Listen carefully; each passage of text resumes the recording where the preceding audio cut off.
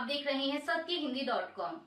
एक नजर अब तक की सुर्खियों पर। पाकिस्तानी सैनिकों ने लगातार 7वीं रात भी नियंत्रण रेखा पर संघर्ष विराम का उल्लंघन जारी रखा और जम्मू कश्मीर के 3 सीमावर्ती जिलों के कई सेक्टरों में बिना उकसावे के गोलीबारी की। वहीं भारतीय सेना ने भी उसी के अनुरूप जवाब दिया।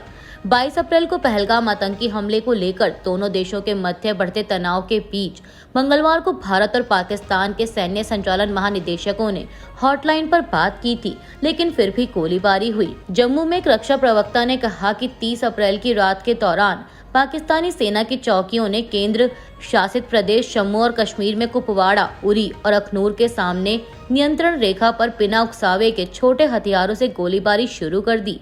पहलगाम हमले के बाद पाकिस्तान के साथ बढ़ते तनाव के बीच भारत ने बुधवार को जवाबी कार्रवाई करते हुए पाकिस्तानी विमानों के लिए अपना एयर स्पेस यानी हवाई क्षेत्र बंद कर दिया है। समाचार एजेंसी पीटीआई के मुताबिक अधिकारियों ने बताया कि ये पाबंदी 1 मई से 23 मई तक लागू रहेगी। इस संबंध में बुधवार शाम को एयरपोर्ट्स अथॉरिटी ऑफ इंडिया ने एक नोटम जारी किया। बता दें कि हवाई क्षेत्र में उड़ानों के संबंध में नोटम यानी नोटिस टू एयरमैन जारी किया जाता है। इस पाबंदी का मतलब है कि पाकिस्तान में पंजीकृत विमानों, पाकिस्तानी एयरलाइंस और ऑपरेटरों की ओर से चलने वाले इनके स्वामित्व वाले या लीज पर दिए गए विमानों के लिए भारतीय हवाई क्षेत्र उपलब्ध नहीं होगा। एक वरिष्ठ सरकारी अधिकारी ने पीटीआई से कहा कि यह प्रतिबंध पाकिस्तान के सैन्य विमानों पर भी लागू होगा। भारत और पाकिस्तान के बीच कोई सीधी उड़ान नहीं है। पाकिस्तानी एयरलाइंस सिंगापुर, मलेशिया और दूसरे पूर्वी एशियाई देशों की ओर अपनी उड़ानों के लिए भारतीय हवाई क्षेत्र का इस्तेमाल करती है। पहलगाम हमले के बाद भारत और पाकिस्तान के मध्य बढ़ते तनाव के बीच बुधवार को एक वीडियो वायरल हुआ है। इस वीडियो में पाकिस्तानी सीनेटर पलवाशा मोहम्मद जई खान ने कहा कि अयोध्या में बनने वाली नई बाबरी मस्जिद की पहली ईंट पाकिस्तान की सेना रखेगी। मीडिया रिपोर्ट्स के मुताबिक सीनेटर खान का यह बयान 29 अप्रैल को पाकिस्तान की संसद के ऊपरी सदन में दिया गया। उन्होंने कहा कि अयोध्या में जो नई बाबरी मस्जिद बनेगी उसकी पहली ईंट पाकिस्तान की सेना के जवान रखेंगे और पहली अजान खुद सेना प्रमुख असीम मुनीर देंगे। उन्होंने यह भी कहा कि हमने चूड़ियां नहीं पहन रखी हैं। कांग्रेस द्वारा जातिगत जनगणना के लिए सरकार की मंजूरी का क्रेडिट लेने के दावे के बीच भाजपा ने बुधवार को कहा कि राहुल गांधी को जातिगत जनगणना के लिए सरकार की मंजूरी का क्रेडिट लेना बंद करना चाहिए। भाजपा आईटी विभाग के प्रमुख अमित मालविया ने एक समाचार रिपोर्ट साझा करते हुए दावा किया कि गृह मंत्री अमित शाह ने 18 सितंबर 2024 को संकेत दिया था कि घोषणा जल्द ही होने वाली है। शाह ने कहा था कि जनगणना पर निर्णय जल्द ही घोषित किया जाएगा और जातिगत जनगणना की मांग का इंतजार करने को कहा था।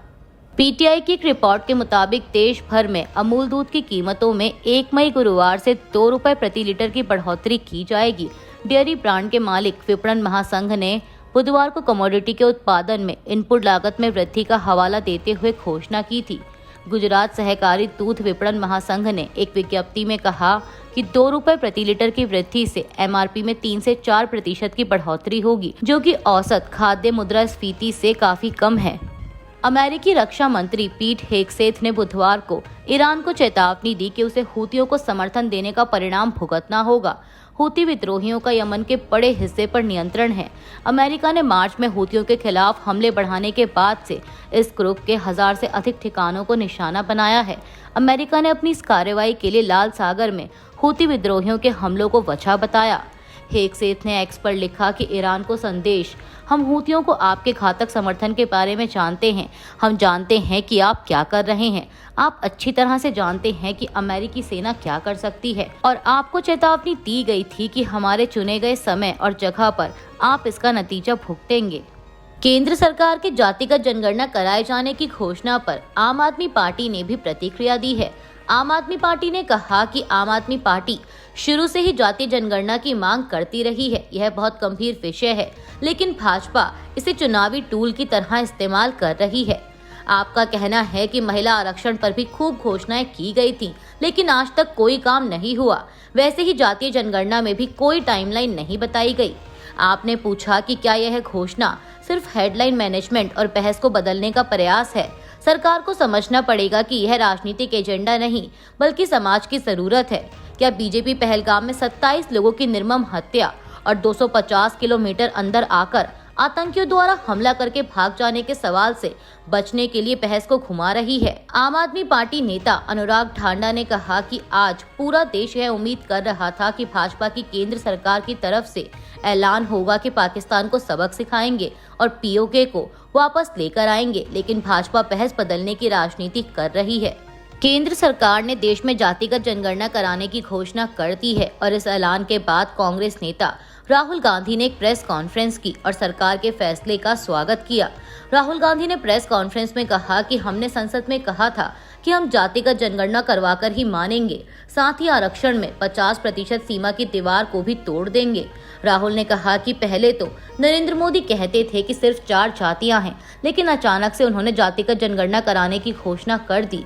हम सरकार के इस फैसले का पूरा समर्थन करते हैं, लेकिन सरकार को इसकी टाइमलाइन बतानी होगी कि जातिगत जनगणना का काम कब तक पूरा होगा। इसके अलावा डेवलपमेंट विजन भी हमारे सामने रखा जाना चाहिए। उन्होंने आगे कहा कि जातिगत जनगणना में बिहार और तेलंगाना का मॉडल है, इनके बीच में जमीन आसमान का फर्क है। तेलंगाना जातिगत जनगणना के लिए एक मॉडल बना है और यह एक ब्लूप्रिंट बन सकता है। हम जातिगत जनगणना को डिजाइन करने में सरकार की मदद करेंगे, क्योंकि ये डिजाइन बहुत जरूरी है। हम देश में जातिगत जनगणना के माध्यम से एक नए तरीके का विकास लाना चाहते हैं। चाहे ओबीसी हो, दलित हो या आदिवासी, इनकी देश में कितनी भागीदारी है यह सिर्फ जातिगत जनगणना से पता चलेगा। लेकिन हमें और आगे जाना है। हमें पता लगाना है कि देश की संस्थाओं और पावर स्ट्रक्चर में इन लोगों की कितनी भागीदारी है। कांग्रेस नेता राहुल गांधी ने आगे पहलगाम हमले का भी जिक्र किया। उन्होंने कहा कि पहलगाम आतंकी हमले के लिए जिम्मेदार लोगों को अपनी करनी की कीमत चुकानी होगी और प्रधानमंत्री मोदी को अब सख्ती से कार्रवाई करनी चाहिए, टाल मटोल नहीं करनी चाहिए।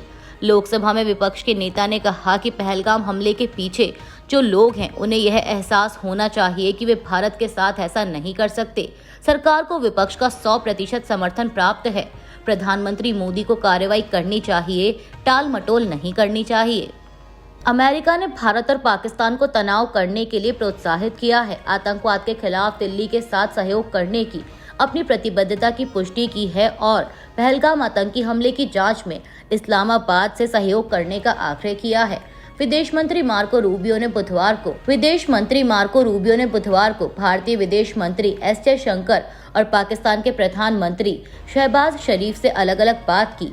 जयशंकर के साथ अपनी बातचीत में रूबियो ने पहलगाम में हुए भयानक आतंकवादी हमले में मारे गए लोगों के लिए अपना दुख व्यक्त किया। अभी के लिए बस इतना ही। बाकी की खबरों के लिए जुड़े रहिए सत्यहिंदी.com के साथ। Copyright disclaimer under Section 107 of the Copyright Act 1976. Allowance is made for fair use for purposes such as criticism, comment, news reporting, scholarship, and research. Fair use is a use permitted by copyright statute that might otherwise be infringing.